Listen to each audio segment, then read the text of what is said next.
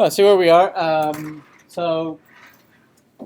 Last week we closed off the sprint um, for that we were working on testing, and we started a brand new sprint where we started covering structural testing, where you're going to be doing coverage, and um, and that's going to go on for the next couple of weeks.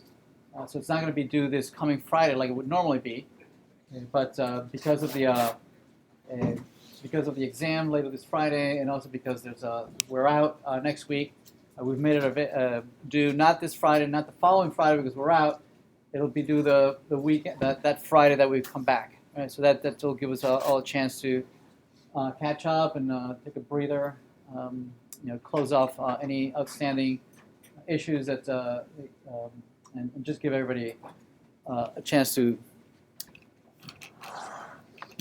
catch up. Let's see. Right. So for the last couple of weeks, we've been talking about testing.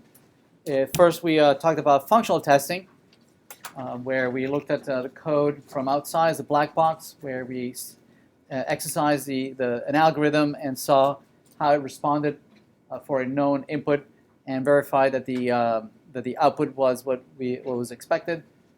We then took a look at structural testing, where we realized that even though we had written unit tests fairly rigorously based on specification, on edge cases and whatnot, we still realized that there might have been some pieces of the code that was not being exercised, that was not being executed, despite our best efforts to have unit tests rigorously defined.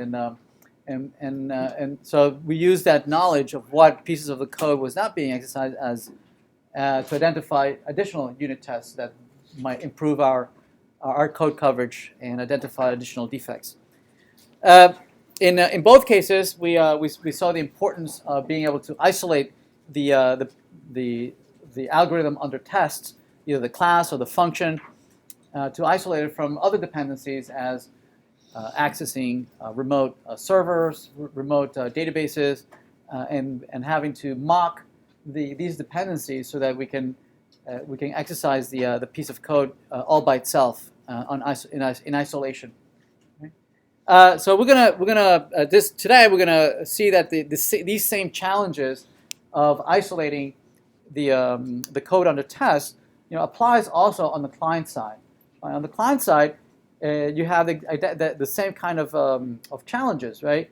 Just like in Java, you had controllers that had to respond to HTTP requests, that had to access remote relational databases. To be able to test these controllers, we had to mock everything out, right? We had to isolate it from incoming HTTP requests. We had to isolate it from outgoing database requests, right? So that we can isolate and test these additional artifacts. So in the same idea, in client-side testing, we have the same challenges. We have infrastructure that we need to isolate from, right? In the client side, we have the browser that needs to interpret incoming JavaScript and HTML and human interaction of interacting, typing at the keyboard, moving the mouse. We have to isolate the code from all these additional dependencies so that we can test the algorithms independently, right? So we can identify the defects regardless on what these external dependencies might be. Right? So today we'll talk about client-side testing, what some of the similar challenges that we have, and how we can deal with those challenges, right? We'll then have towards the end we'll review a little bit what the midterm is going to look like this Friday, and then we'll have the quiz at the end. Okay. Any questions?